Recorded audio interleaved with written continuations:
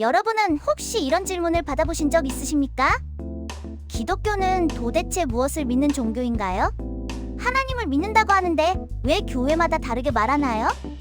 사실 이 질문은 오늘날만의 이야기가 아닙니다. 약 500년 전 16세기 유럽에서도 똑같은 질문이 터져 나왔습니다. 그리고 그 질문 앞에서 한 청년이 조용히 펜을 들었습니다. 불과 26살, 프랑스에서 박해를 피해 도망친 망명자였습니다.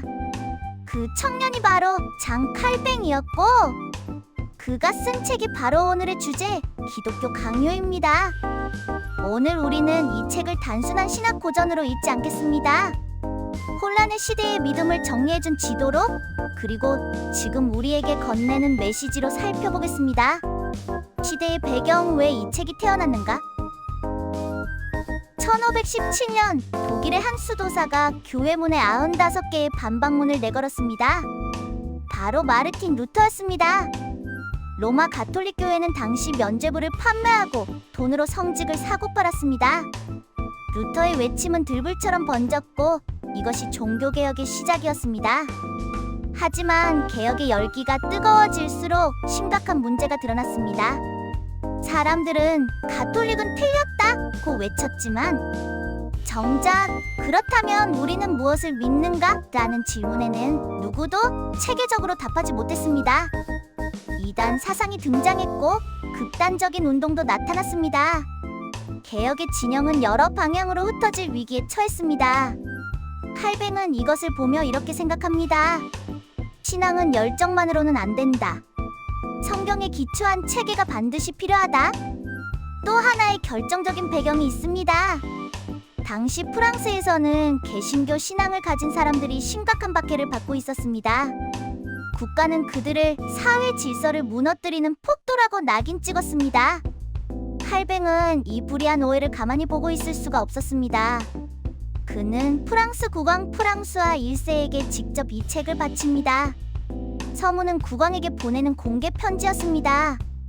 우리는 무질서한 집단이 아닙니다. 우리는 성경을 따르는 참된 그리스도인들입니다.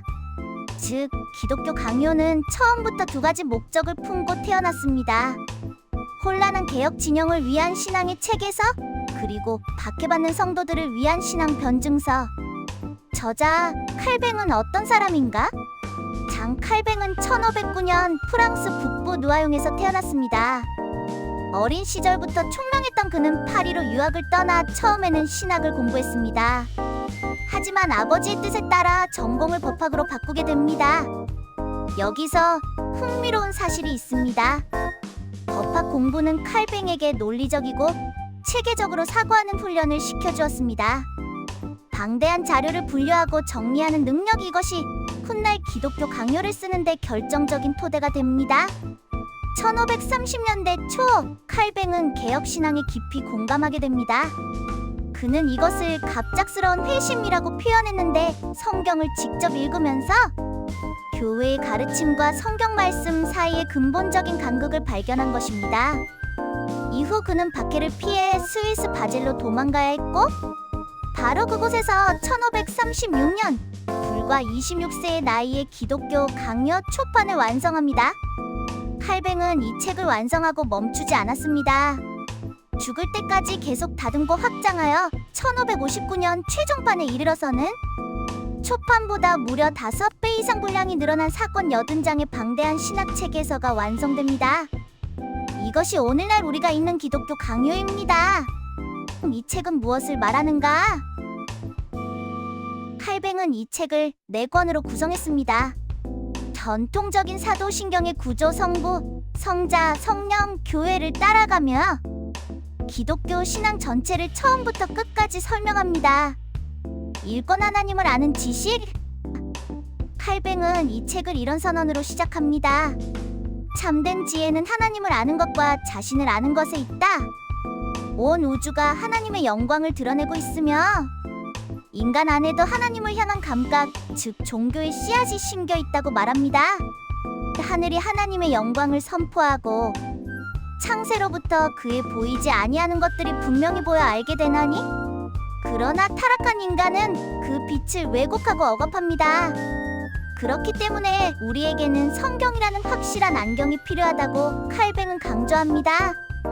이건 인간의 타락과 예수 그리스도, 하나님의 거룩함을 알면 동시에 인간의 실상이 드러납니다. 이인은 없나니 하나도 없으며 허물과 죄로 죽었던 너희를, 칼뱅은 인간을 낙관적으로 보지 않았습니다. 하지만 절망적으로도 보지 않았습니다. 왜냐하면 바로 그 절망 위에 하나님의 은혜가 임하기 때문입니다. 칼뱅이 이권에서 말하려는 핵심은 이것입니다. 구원은 인간의 공로가 아니라 전적인 하나님의 은혜다. 이것이 바로 종교개혁의 심장입니다. 3권 성령의 은혜를 받는 방식. 구원은 머리로 하는 지식이 아닙니다. 어떻게 우리 것이 되는가? 칼뱅은 답합니다. 바로 성령을 통해서입니다. 믿음조차도 인간이 스스로 만들어내는 것이 아니라 성령이 주시는 선물이라고 그는 가르칩니다. 그리고 이 부분에서 칼뱅의 가장 유명하면서도 가장 논쟁적인 교리, 예정론이 등장합니다. 구원은 인간의 선택이 아니라 하나님의 주권적 선택에 달려있다는 것. 이것은 수백 년이 지난 지금까지도 신학자들 사이의 뜨거운 토론의 주제입니다. 4권 교회와 성례. 칼뱅은 교회를 이렇게 불렀습니다. 교회는 하나님의 어머니다. 그가 어떤 사람은 사도로, 어떤 사람은 선지자로 성도를 온전하게 하며, 신앙은 혼자 유지되지 않습니다. 교회 공동체 안에서 말씀의 선포와 세례와 성찬이라는 성례를 통해 믿음이 자라난다고 칼뱅은 가르쳤습니다. 그 역사적 영향, 이 책이 세상을 어떻게 바꿨는가? 기독교 강요는 교회 안에만 머문 책이 아니었습니다. 영국의 청교도들은 이 책을 성경 다음으로 중요한 책으로 여겼고, 그들이 신대륙으로 건너가 세운 나라가 바로 미국입니다. 모든 사람은 하나님 앞에 평등하다는 신학적 전제는 인간의 존엄과 평등을 강조하는 근대 민권 사상의 씨앗이 되었습니다. 또한 칼뱅은 세속적 노동도 하나님 앞에 거룩한 소명이라고 가르쳤는데, 이 직업 소명론은 근대 사회 윤리 형성에도 깊은 영향을 미쳤습니다. 여러분, 오늘 우리는 또 다른 혼란의 시대를 살고 있습니다. 유튜브에는 수많은 신학이 떠돌고 교회마다 다른 주장들이 쏟아집니다. 500년 전 칼뱅이 마주한 혼란과 놀랍도록 닮아 있습니다. 이때 필요한 것이 무엇입니까? 다시 성경으로 돌아가는 체계입니다. 기독교 강요는 성경을 대신하는 책이 아닙니다. 성경을 체계적으로 읽고 깊이 이해하도록 돕는 안내서입니다. 오늘의 메시지를 3가지로 정리하겠습니다. 첫째, 신앙은 감정이 아니라 진리 위에 세워져야 합니다. 둘째, 하나님을 아는 지식이 인생의 기초입니다. 셋째, 교회는 선택이 아니라 하나님의 계획입니다. 여러분, 기독교 강요는 단순히 두꺼운 신학책이 아닙니다.